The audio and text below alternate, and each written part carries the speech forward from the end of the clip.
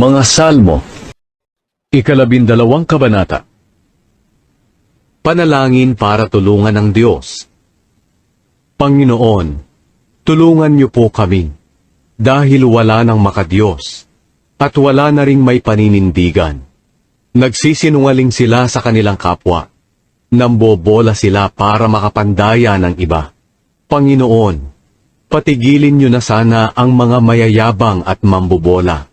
Sinasabi nila, sa pamamagitan ng aming pananalita ay magtatagumpay kami.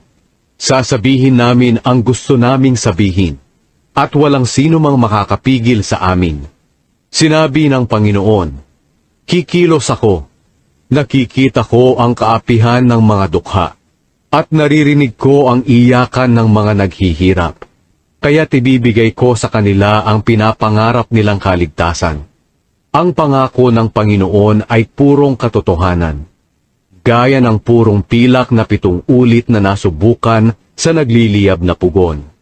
Panginoon, nalalaman namin na kami ay inyong iingatan, at ilalayo sa masamang henerasyong ito magpakailanman. Pinalibutan nila kami, at pinupuri pa ng lahat ang kanilang kasuklam-suklam na gawain.